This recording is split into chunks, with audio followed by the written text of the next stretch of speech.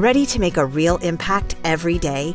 Join the Active Day Home Care team and help clients maintain their independence in the comfort of their own homes. Make a difference in someone's life as you provide essential daily assistance and protect their health and happiness. Earn up to $20 an hour and enjoy additional perks like optional daily pay, 401k, paid time off, ongoing educational training, and more. Join a team that values care, compassion, and your professional growth. Visit activeday.com to apply.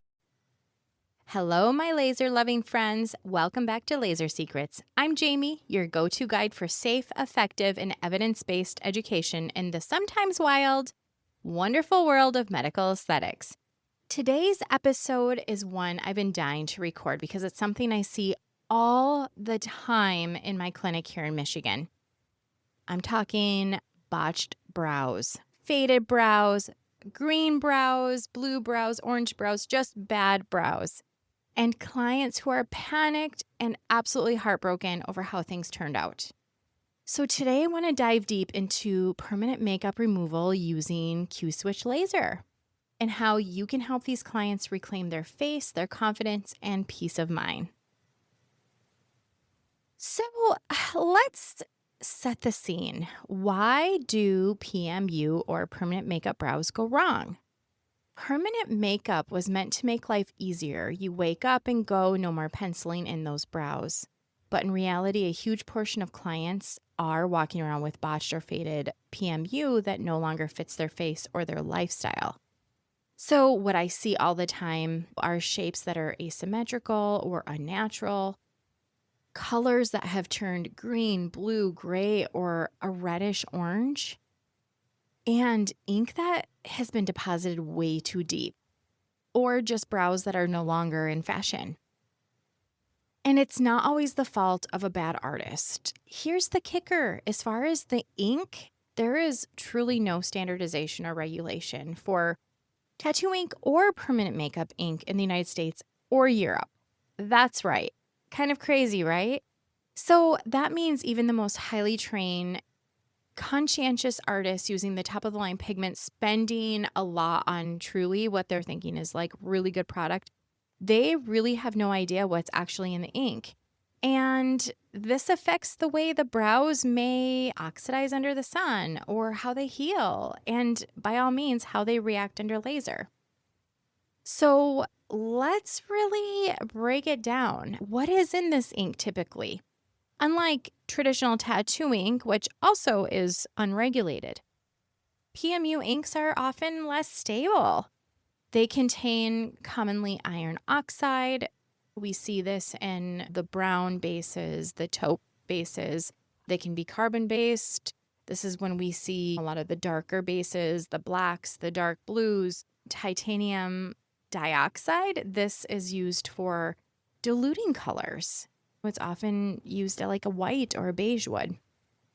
And organic dyes, which are less stable and highly prone to oxidation.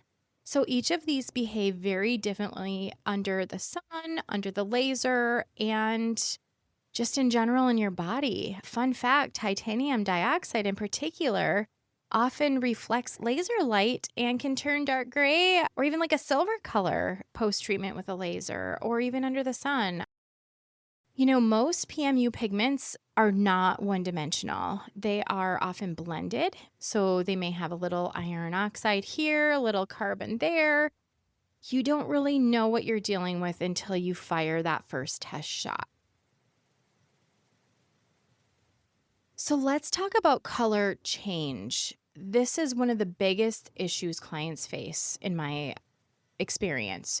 And I think it's kind of misunderstood among providers as well. When you have someone come in and say, the shape is fine, but the color was great when I left, a few months later, it turned into this like green or blue or whatever the situation is color. Like what happened? I don't understand what happened. So here's a little bit of the science. When the ink is deposited too deep into the dermis, which can happen, a lot of these technicians are trained with a couple-hour online course or maybe just a quick weekend course, which is all fine and dandy as long as they continue to practice and continue with additional education and, keeping up on the science.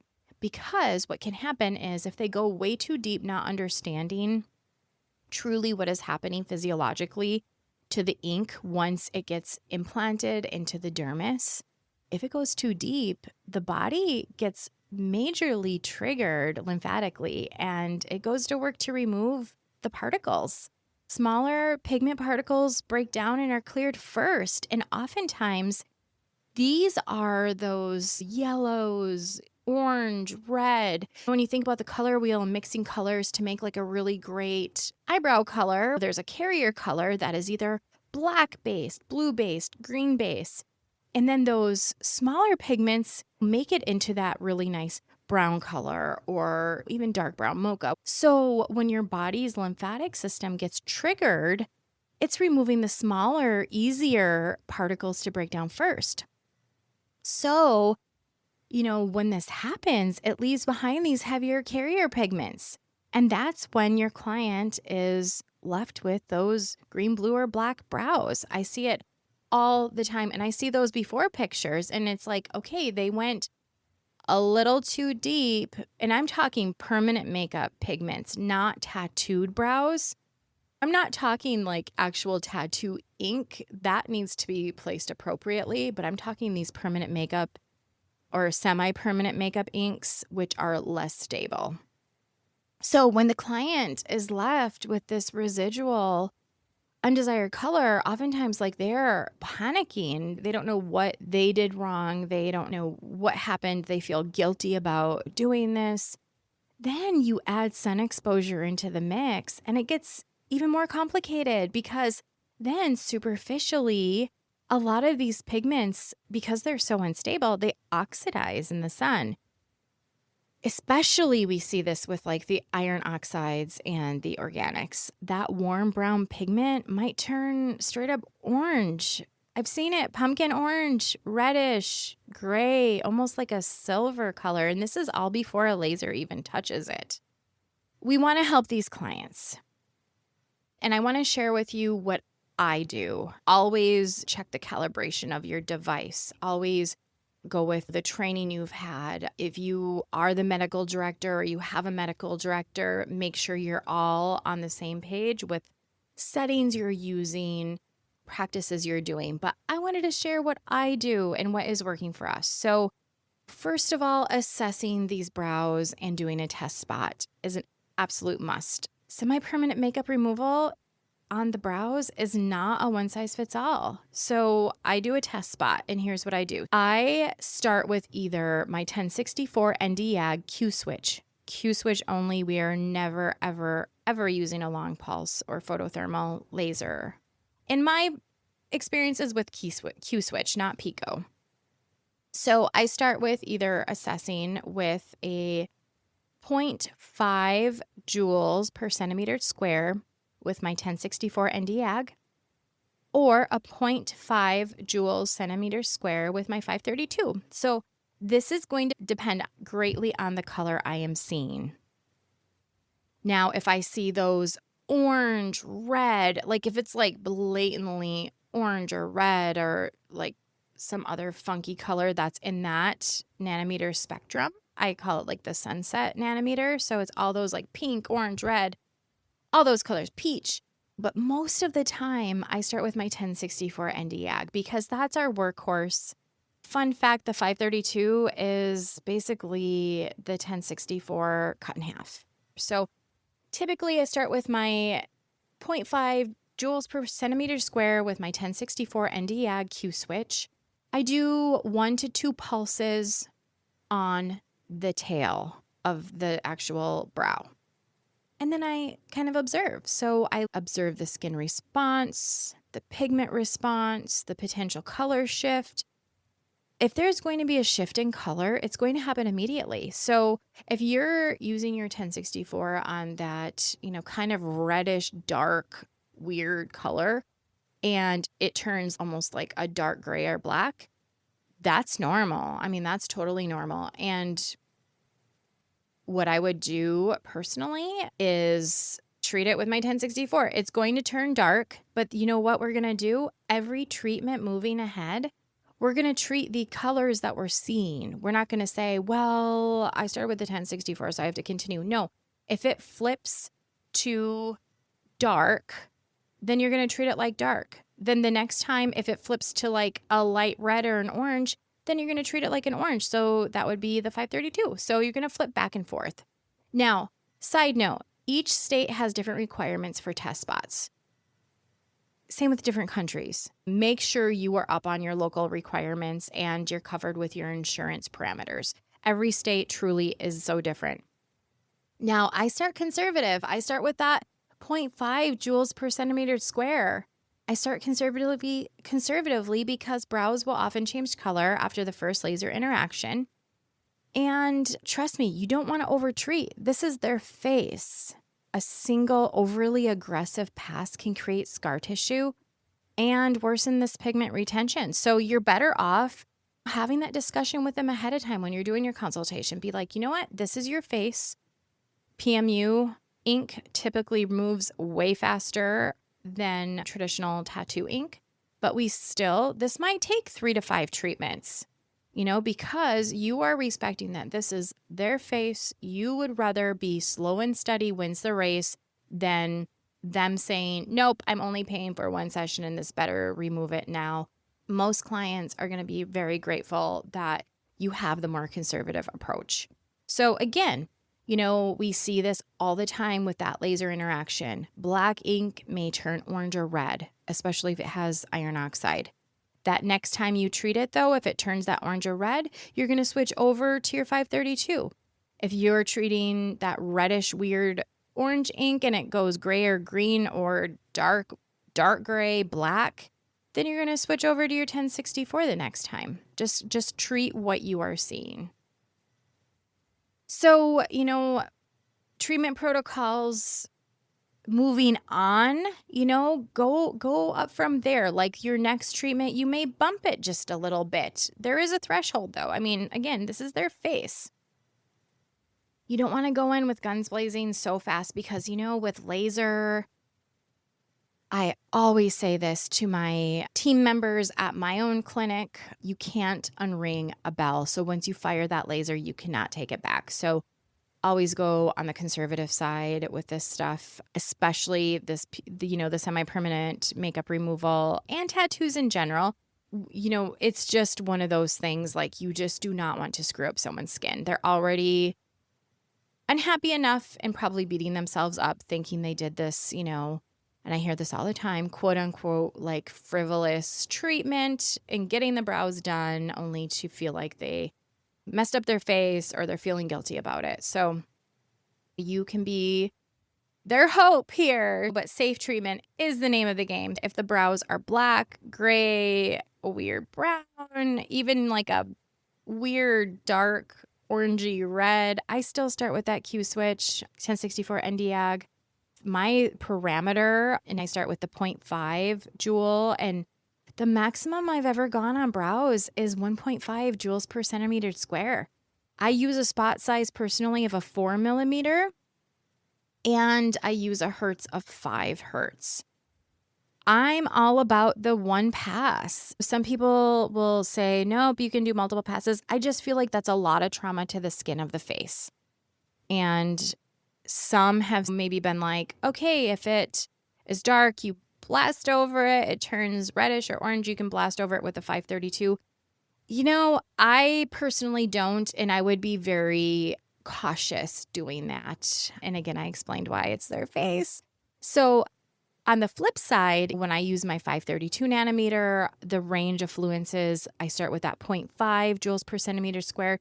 And really the highest I've ever gone, and this is working up to it, is a 1.2 joules per centimeter square, 4 millimeter spot size. And I use basically a 2 hertz. One thing to caution with the 532. So this carries a higher risk of post-inflammatory hyperpigmentation or hypopigmentation for those Fitzes above 3. So if someone's a Fitz 4, 5, or 6, I don't think I would feel comfortable using a 532. You would be better off doing a few more treatments with your 1064 to try to break up those other pigments, because you could really do some pigmentation damage to them. And I'm all for treat what you're seeing. If someone has a very active tan, we don't want to be treating that. If a Fitz 2 typically comes in and they're presenting as a 4 because they just got back from the Bahamas, I probably would not treat them. But if I did, I would treat them as a 4. And because really the Fitzpatrick scale is like your skin cancer risk scale, but it can be helpful in the application of laser as well. But when you're treating kind of what you're seeing is what I've been trained when I've done, especially my training with Dermalaze in Scotland, which was amazing. Okay, so let's talk about now cooling, safety, aftercare. I cannot stress this enough. Pre and post treatment cooling is essential. I do not use my Zimmer or my cryochiller during these treatments because that cold air blasting at the face can take someone's breath away. Even try it for yourself if you are curious what that feels like. Shoot it at your face. You're going to be gasping for air. It does not feel good. And when you combine what I'm about to tell you next with the eye protection, especially when you can't see what's going on and your breath is kind of taken away, that is not a very good place to put your client. So I use ice packs. I use these little tiny ice packs. We apply the cool compress for about 2 minutes. And then after the treatment, I replace the little cold compress. Now, make sure you're not over chilling the skin either, and that the cold pack is meant to be used on skin. So the ones I have, I just got from Amazon. They have almost like a little fabric side on one side, and they are almost like a plastic on the other, but they are able to be sanitized very well, and which I float them in barbicide between clients, but they are really great. Use the soft side when it's touching the skin. For eye protection, this is like an absolute like non-negotiable. So I see stuff all the time on Instagram and TikTok, and I'm sure you guys have to, where it is so cringy. And when they are doing laser treatments on someone's face, let alone near the eye, with no eye protection on the client. Crazy, crazy, crazy, crazy. And I know if you are here and you're listening, you are not one of these people. So thank you. So we use metal eye shields. So not the intraocular ones, because those need to be placed by a physician typically, just because they can cause corneal damage if done incorrectly. But there's safe ways to do this without using those intra-eye goggles. So we use these little metal eye shields that, I actually purchased from Cartessa, which that's where I bought my laser. So I have a Quanta Evo Q Plus C. That's what my Q switch is. And they're wonderful. They almost look like large and almost flattened tanning goggles, but they're metal. Now, I take it a step further. I actually also use safety certified laser eye sticker shields first. So these little laser eye sticker shields, I never use them on their own, even though they're rated. The ones I get are rated for IPL and laser, and I get them from Amazon. Email me at lasersecrets@yahoo.com if you want to know, but they are advertised that they can be used as a standalone. I don't do this because I'm all about doubling up on your eye protection for yourself and your client. So, assuming you're always wearing the, rated goggles for the laser you're working on, absolutely a must. Eyesight is good. But what I do is I put these laser eye stickers on first, and then I put the metal eye shields over for double coverage. It's just the way to do it, in my opinion. You can never be too careful. Again, because remember, you cannot unring a bell. Once it is fired, it is fired. You cannot take it back. Okay, let's talk about aftercare. So Once I do the treatment, we have cooled down that skin again with that ice pack.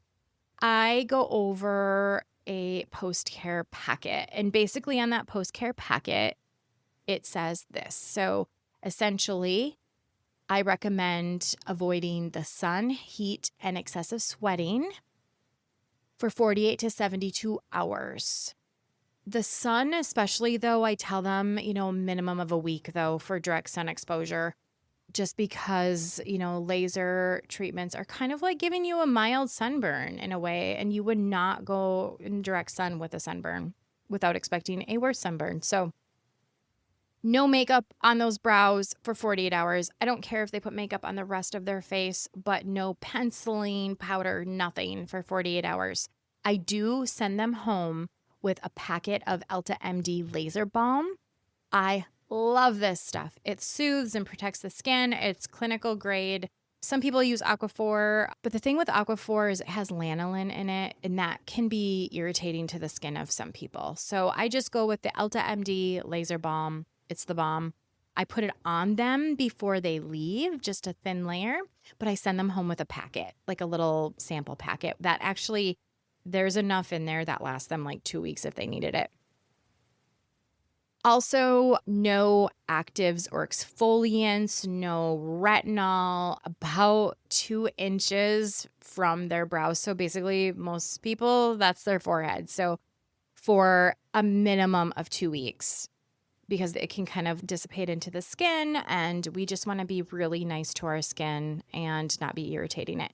Gentle cleansing only. They can shower and everything and wash their face, but just be really gentle over that area. Also, no brow tinting, waxing, threading, anything like that for minimum of 4 to 6 weeks. And then if they're looking to get their brows redone, I tell them wait a minimum of 12 weeks from your last laser treatment. This actually allows for all that lymphatic activity that was stimulated by that laser treatment to be diminished, and it also ensures that the dermis is completely healed. The last thing we want to do is lay down that new ink and you still have all those lymphatic cells triggered in that area. It's just going to chomp away at that new ink and it's going to fade and clear. And you may end up with those pigment issues again if you do it too fast. I explain this to them because otherwise they're like thinking I'm just trying to be, controlling and it's for their own good. This goes with tattoo removal also. I tell my clients, like, if you're doing a cover-up, which we do a ton of that, it's laser fading for a better cover-up. I say 12 weeks. Otherwise, you're going to see a huge drop in that tattoo's vibrancy within that first month if you are doing it way too close, because all that lymph fluid in your body's activated. It's like in high response between that treatment and basically that first 8 weeks, but for good measure to make sure we are super clear with this, 12 weeks is a must. And like I said, I send the clients home with a packet that says all of this, all the instructions. Also to note, things to avoid, anything that you wouldn't do with a sunburn. So that's even like sit in the sauna. Saunas are really common up here in the Upper Peninsula of Michigan where I'm at. So a lot of people do sauna or sit in a steam room. Things that just wouldn't feel good if you had a mild sunburn. Now, I really want you to think about this. Now, when we are treating brows, especially, you're not just zapping ink, you're restoring confidence for this client. Oftentimes, a client walks in devastated by their brows. They're not just asking for a service, they're asking you for relief. They may feel shame that they did something that they feel is frivolous and they shouldn't have done it. And now they ruin their face. They regret. You're going to give them relief from being stuck with something they no longer identify with. When you approach semi-permanent makeup removal with the right tools, science, safety, and empathy, you become a beacon of light for them, not just a technician. And that, my friends, is what this industry is all about. We sell confidence, and our vehicle is medical aesthetics. There you have it. If this episode helped you feel more confident about PMU brow removal, please share it with another laser technician or med spa owner who needs this info. And if you're ready to master this in your own practice, check out my business, Laser Secrets Consulting, on Instagram, Facebook, and YouTube for one-on-one coaching and advanced laser education. I actually am working on a on-demand course for this. I would love to hear from you. I'm mostly big on Instagram more than anything. Definitely reach out to me on Instagram, Laser Secrets Consulting, or you can email me at lasersecrets@yahoo.com. I cannot wait to hear from you. I hope all of this will help someone out there. Until next time, stay safe, stay curious, and stay laser focused because you've got this. Thank you. Bye.